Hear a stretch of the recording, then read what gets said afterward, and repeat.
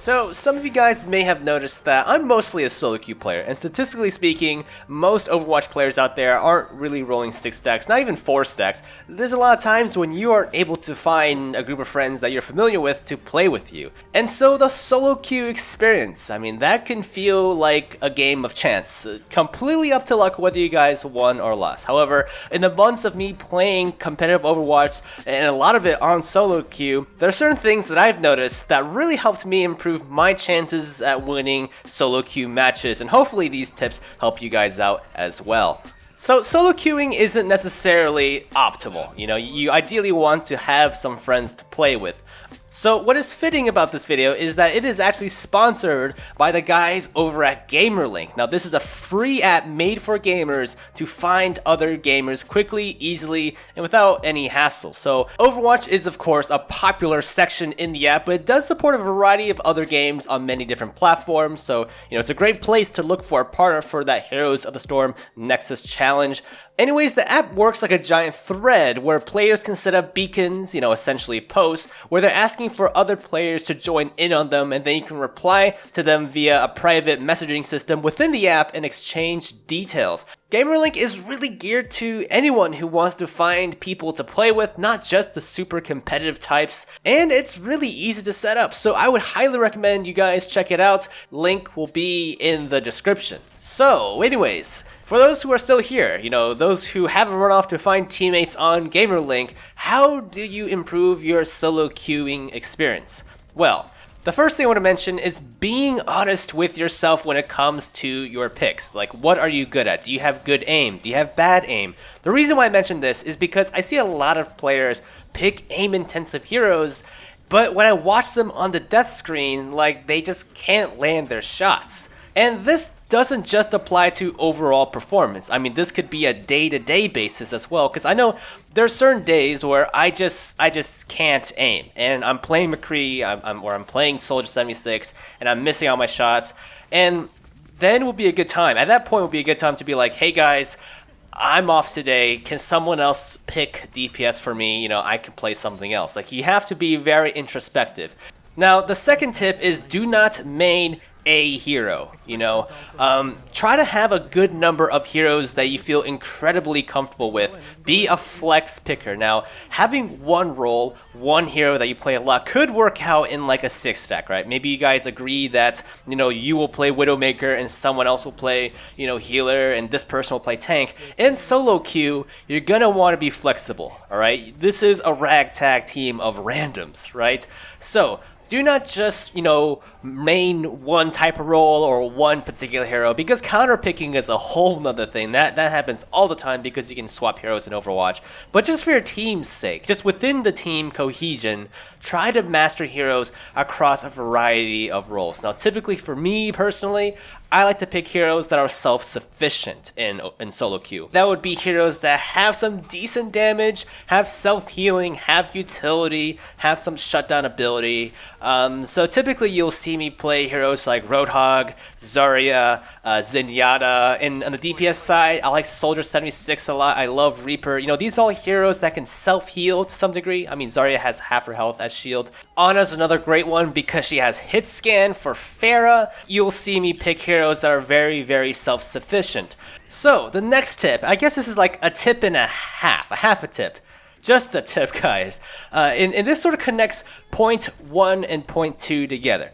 Learn how to aim well if you don't know already. I promise you guys, promise you guys, it will open up way many more doors for you in Overwatch. Just having basic shooter mechanics, know how to track enemies' heads, know how to 80-80 strafe. You will need to learn this because you will have to depend on yourself a lot of these times. And being able to do damage on the enemy in solo queue is invaluable. Being able to survive flankers is invaluable, especially if you're supporting. So, I guess tip number 2.5 is learn how to aim well if you don't already. Tip number 3, establish communication as early as you can with your team. Not everyone's going to talk. Some people are shy, some people don't have mics, but at least they can hear you. And from what I've seen, there's going to be maybe 1 to maybe if you're lucky, 3 players who will communicate back with you. And so callouts are needed in Overwatch. It's a team-based game. It'll make things way easier than just typing things out. That's huge. Like, I hate it when people are in the spawn room in the middle of a game typing out something like, dude, just say what you're gonna say over voice chat. We're all in here. An example of how important communication is over voice is, say you're on attack, right? Attack does require a bit more coordination in my opinion, especially on the first point where usually it's like some sort of choke point. If you're on attack and you get a pick, you have to make sure you call it out to your teammates to push really, really hard. Use that momentum to win that point. The reason why I mention this is because a lot of people get wrapped up into the game too much and don't really watch the kill feed, don't really pay attention to the fact that the defense has 2 players down, that are dead. And so it is very important that you coordinate with your team. You don't have to be best friends or anything. You don't have to have a whole entire conversation. But if your team can hear you, that is good enough, at least for solo queue. Tip number 4, hero swap. Please, guys, if you're losing, don't give up. Just change heroes. This has won me so many games. There have been games where we just get absolutely obliterated for the first half of the match. And my first impression would be like, oh man, my team just sucks. But once we switch up heroes, switch up roles, even if it's just one hero, a lot of times it's just that one hero. It's like night and day, guys. If you guys don't believe me, just try it out. If you're in a losing match, get people to swap around heroes. It somehow works. It's a multitude of factors that go into this. It could be counter picking, for example. It could just be making a stronger team composition, or even just having people play on heroes that they're better on, or maybe even just the map. Maybe the map favors certain heroes. I don't know, what happens, but a lot of times it just works. Now, on the flip side of things, if you're winning by a lot, and this is probably less common, but I've been in scenarios where we're winning and one of our guys gets cocky or something, or gets bored of the hero they're playing and switches off to another hero. It could be within the same role even, like switching from a Genji that was working really well to a Soldier 76. And then the team composition sort of kind of crumbles a little bit somehow, some way, and we end up getting rolled in return. So, tip number 4, in short, make sure to hero swap or don't hero swap, depending on the situation. Tip number 5 is to keep track of the tab. The scoreboard. When you tab, you can see when the ultimates of your teammates are up. You can see when they're dead. This is incredibly useful in solo queue when communication is not guaranteed. So you're going to have to be proactive and check out when your teammates' ults are up, those big ultimates like Zarya's Graviton Surge or Transcendence, and really keep tabs on when a good combo is ready to go. A lot of times you're going to have to do it on your own. Your teammates aren't going to spam Z for you and tell you that their ultimate is up. Now, on the other side, you're going to have to keep track of when your teammates die. I've seen a lot of situations where people go into unfavorable situations, right? Or maybe stick around too long in unfavorable situations. Maybe perhaps they rush into a team fight not realizing that half the team is dead, or, it could be a situation where it's a bad team fight, it goes wrong, and the 2 remaining guys continue to fight on even though they could escape and they miss their chance to escape and they die.